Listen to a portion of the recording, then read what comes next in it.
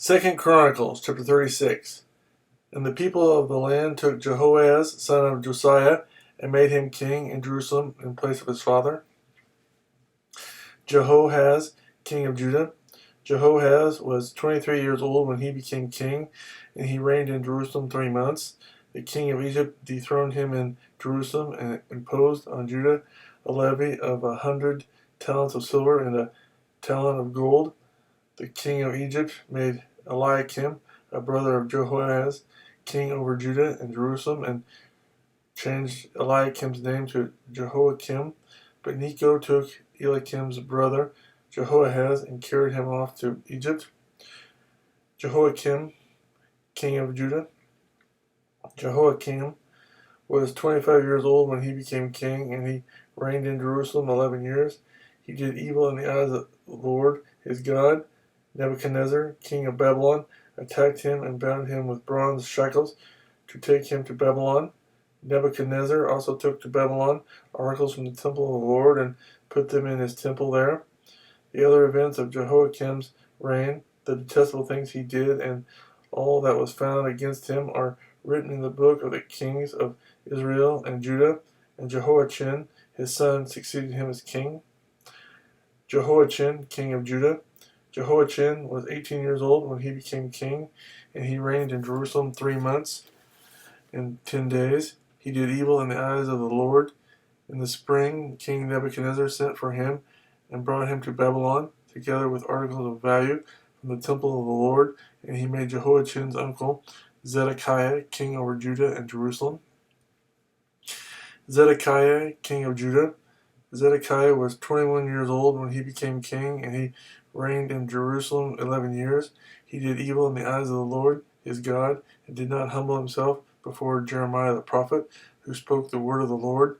He also rebelled against King Nebuchadnezzar, who had made him take an oath in God's name.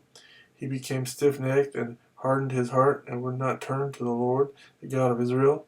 Furthermore, all the leaders of the priests and the people became more and more unfaithful, following all the detestable practices of the nations and defiling the temple of the Lord, which he had consecrated in Jerusalem.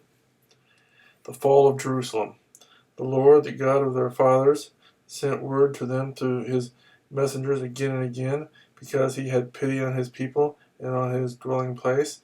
But they mocked God's messengers, despised his words, and scoffed at his prophets, until the wrath of the Lord was aroused against his people, and there was no remedy.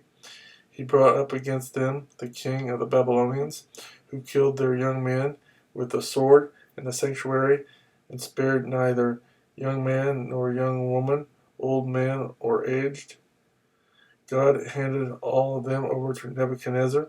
He carried to Babylon all the articles from the temple of God, both large and small, and the treasures of the Lord's temple, and the treasures of the king and his officials. They set fire to God's temple and broke down the wall of Jerusalem. They burned all the palaces and destroyed everything of value there.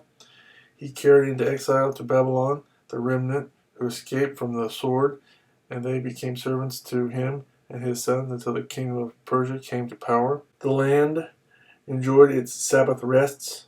All the time of its desolation it rested, until the 70 years were complete in fulfillment of the word of the Lord spoken by Jeremiah. In the first year of Cyrus, king of Persia, in order to fulfill the word of the Lord spoken by Jeremiah, the Lord moved the heart of Cyrus, king of Persia, to make a proclamation throughout his realm and to put it in writing. This is what Cyrus, king of Persia, says: The Lord, the God of heaven, has given me all the kingdom of the earth, and he has appointed me to build a temple for him at Jerusalem in Judah. Any one of his people among you, may the Lord his God be with him, and let him go up.